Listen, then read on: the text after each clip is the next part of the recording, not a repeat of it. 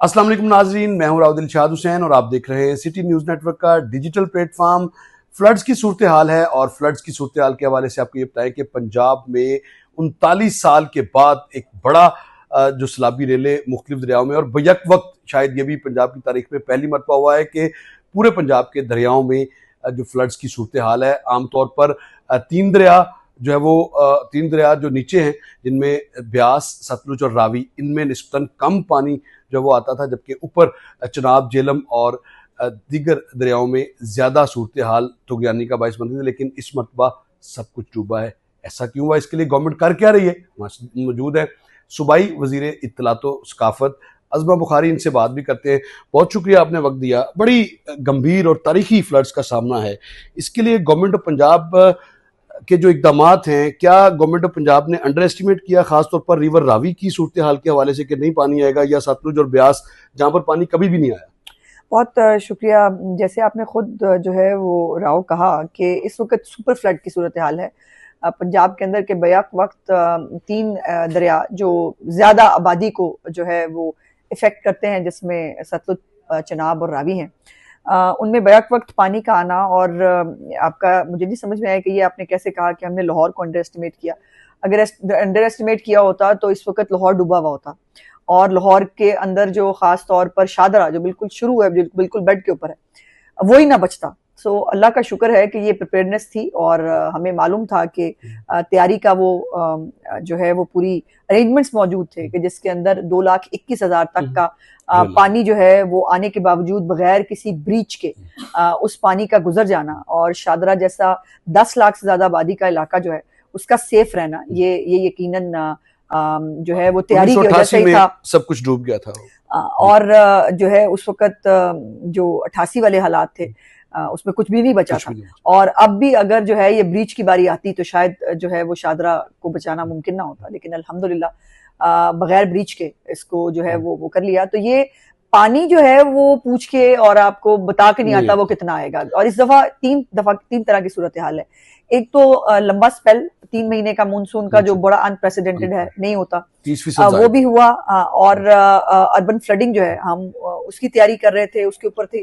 फिर उसके साथ साथ जो खुद से एक नेचुरल हमारा ग्लेशियर्स के जरिए पानी आता है दरियाओं के अंदर, उसका आना। और फिर तीसरा जो यही मानसून है वो जाहिर है इंडिया में भी चल रहा था। सो इंडिया से जो है वो बगैर किसी नोटिस के, बगैर किसी चीज के पानी का पाकिस्तान को छोड़ देना बिल्कुल भी नहीं थी।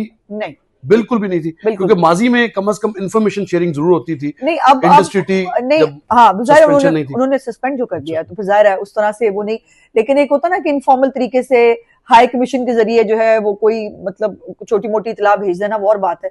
लेकिन जो ये सियालकोट, नारोवाल और जो गंडा सिंह है, ये तीन वो इलाके हैं जो इंडिया के बॉर्डर के साथ अटैच्ड हैं। और खास तौर पर जो सियालकोट है वो 26 किलोमीटर है सिर्फ जम्मू से।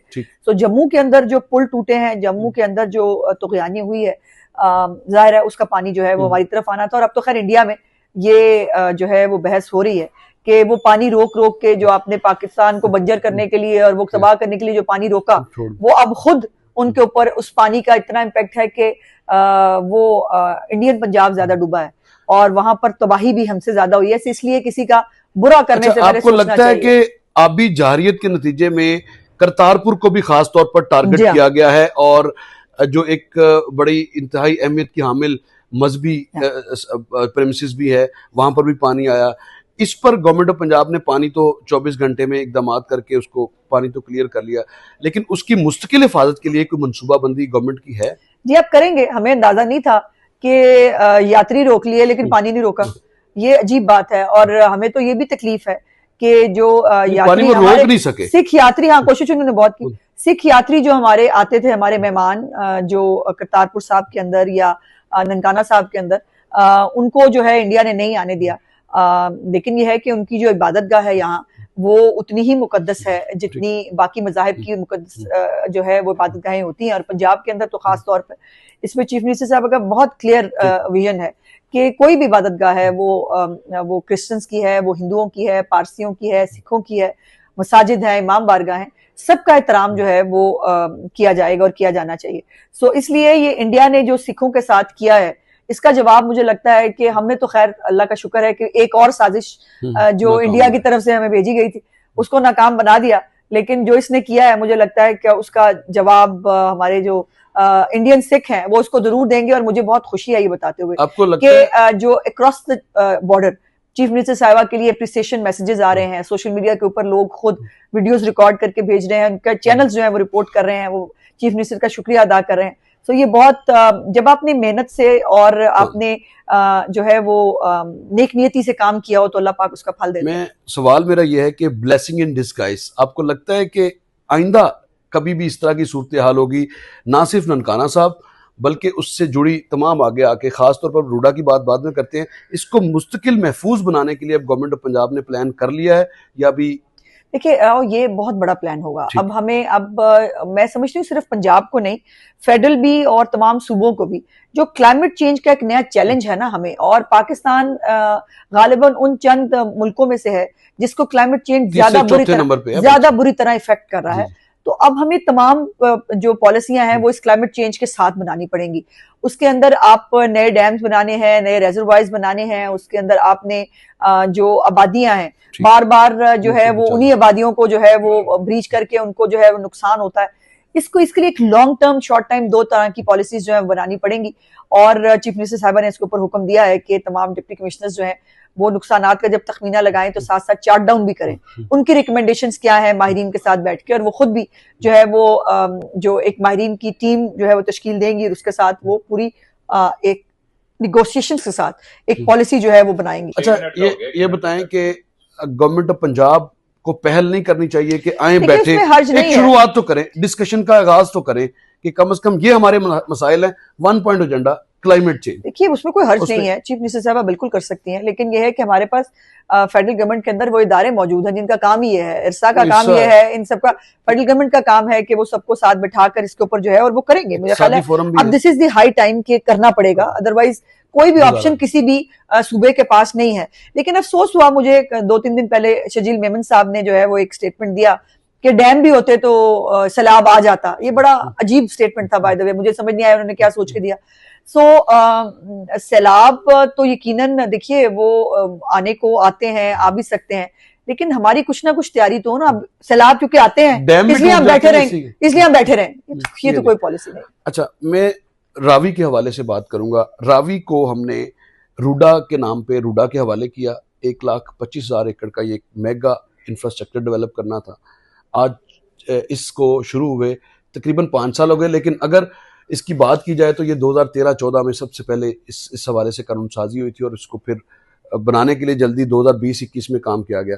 4 सालों में हमने इसके लिए जो इकदाम करने थे, पानी को कम से कम कैनाल चैनल के हवाले से जो 46 किलोमीटर की झील है उसी को मुकम्मल नहीं कर सके। अब जाहिर है ब्लेसिंग इन डिस्गाइज, अब जाहिर है गवर्नमेंट इस पे काम करेगी। इसका फ्यूचर क्या देखो एक तो इसमें कोई दूसरी राय नहीं है कि लाहौर बहुत तेजी से फैल रहा है, ठीक। और एक लाहौर अब आपको कसूर के साथ मिला हुआ लगता है, एक का जो है उखाड़ा के साथ मिल रहा है, शेखुपुरा तो वैसे लाहौर का हिस्सा लगने लगा है के साथ। सो ये अब लाहौर को जो पुराने लाहौर है, अब देखिए ना जो हमारा अंदरून लाहौर है उसके मसाइल अब उसको चेंज नहीं कर सकते। अब वो जो इंफ्रास्ट्रक्चर बना हुआ है जो उसके अंदर आप कोशिश करते रहते हैं, और इस दफा भी चीफ मिनिस्टर साहब का लाहौर प्रोजेक्ट जो प्रोग्राम है उसके अंदर हम जो है वो लहर भी साथ में इसको वो ठीक उसी मामलात को वही रखते लेकिन अब आपको अगर नया जो है डेवलपमेंट करनी है तो उसको नए हालात के मुताबिक एक नया इंफ्रास्ट्रक्चर, एक नए मॉडर्न टेक्निक्स के ऊपर डेवलप करना है, जो रूडा का प्लान चीफ मिनिस्टर साहबा का है।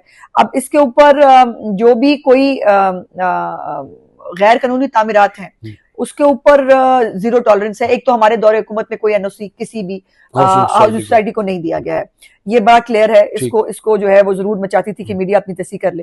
दूसरी बात यह है कि इसके ऊपर जैसे मैंने कहा कि अब ये नए हालात के मुताबिक हर तरह की पॉलिसी बनेगी। रूडा को भी देखेंगे कि इसके ऊपर कौन से काम जो अर्जेंटली करने वाले हैं। सीईओ रूडा की जो एक थी ना कि इसको सिर्फ नेचुरली रखते हैं सिंगापुर की तर्ज पे, यहाँ पे सूरत थोड़ी सी मुख्तलिफ है। यहाँ पर पानी 2 लाख की बजाय 3 लाख भी छोड़ा जा सकता है, तो आपका 3 लाख पानी आता है तो आपका बना बनाया इंफ्रास्ट्रक्चर उसी हिसाब से आपको 5 लाख कम से कम किसी के हिसाब से इसको प्लान करना होगा। प्लस क्योंकि 88 में 5 लाख प्लस आया था। सो हमें ये जो है इस अब मैंने जैसे कहा कि नए डायनामिक्स के हवाले से हर तरह की नई डिस्कशंस, नई प्लानिंग जो है वो होगी, पंजाब गवर्नमेंट करेगी। और जो ये रिवर बेड हैं, इनको जो इस पे गैर कानूनी तामीरात हैं उनको खाली कैसे करना है, उनके ऊपर जो है वो जो लोग मौजूद हैं उनको कैसे बसाना है, ये एक बहुत अपहिल टास्क होगा, लेकिन इसको करना रिवर के गिर्द 150 अरब रुपया आपकी चीफ मिनिस्टर सेक्रेटेरिएट से जारी होने वाली खबर थी कि 150 अरब रुपया खर्च करने जा रहे हैं, कम से कम इसकी वॉल्स दोनों साइड पे बनाते हैं ताकि कम से कम आइंदा जब भी सूरत हाल हो तो मैंने कहा ना बहुत सारे इनिशिएटिव्स हैं। एक साल में होगी आपके ख्याल में? करनी पड़ेगी, हमारे पास ऑप्शन नहीं, ऑप्शन अच्छा, हाउसिंग सोसाइटी बन गई, नुकसान हो गया, उस जो लोगों का, आम आदमी का नुकसान हुआ है, उसको पूरा करवाने के लिए गवर्नमेंट ऑफ पंजाब पूरी तरह से बासर शख्सियात और बासर हाउसिंग सोसाइटी मालकान पर दबाव डालेगी?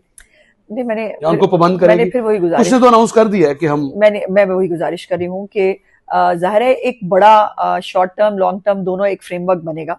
उस फ्रेमवर्क के अंदर जो है वो हर तरह की डिस्कशन भी होगी, हर तरह के मामला इकदाम उठाए जाएंगे, और अभी प्रीमेच्योर होगा कि वो क्या होगा, क्योंकि अभी हम सैलाब से लड़े हैं। अभी सैलाब जो है वो 4 सितंबर तक कम से कम पंजाब के अंदर मौजूद है, और उसके बाद रिहेबिलिटेशन का एक बहुत बड़ा, मैं ये कह रहा हूँ कि चीफ मिनिस्टर पंजाब जहां भी जाती है वो कहती है आपके जानवरों का नुकसान हो, फसलों का नुकसान हो या माली नुकसान हो, वो हम पूरा करेंगे। जानी नुकसान तो ऑब्वियसली पूरा हो नहीं सकता।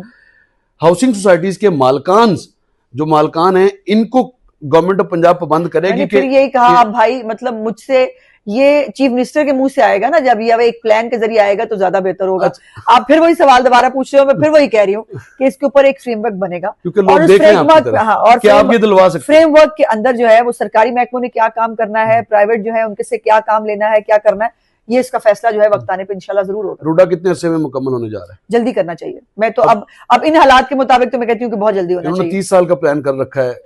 नहीं, 30 साल तो चले, 9 जोन्स हैं, वो 40 किलोमीटर की झील है, 1 किलोमीटर की विड्थ है इसकी। जो अर्जेंटली करने वाले काम है ना, खासतौर पर जो पानी के हवाले से, उसको बहुत जल्दी होना चाहिए। बिराज भी बन जाए, बिजली भी मिल जाए, बहुत जल्दी होना चाहिए। बहुत शुक्रिया, आपने गुफ्तगू सुनी। सूबाई वज़ीर इत्तलात और सकाफत अज़मा बुखारी की, उनका ये कहना है कि रूडा तो अब बहुत जल्द मुकम्मल करना होगा, अदरवाइज इसको मुकम्मल करने के लिए हर सूरत में हमें कम से कम पानी को किस तरह से कंट्रोल में लाना है वो इकदाम पहले करने होंगे। उसके अलावा नुकसान के अजाले की बात हो या जो मुकद्दस मकामात हैं, ख्वाह किसी भी मजहब के हों, उनको मुस्तकिल महफूज बनाने के लिए अब क्लाइमेट चेंज के नतीजे में ही इकदाम को यकीनी बनाया जाएगा। गवर्नमेंट नुकसान का अजाला शहरियों का ज़रूर करेगी और करवाने की भी पूरी कोशिश करेगी, जो इस हवाले से भी बात हो रही है। इसके साथ ही मुझे दीजिएगा इजाज़त, अल्लाह के बाद।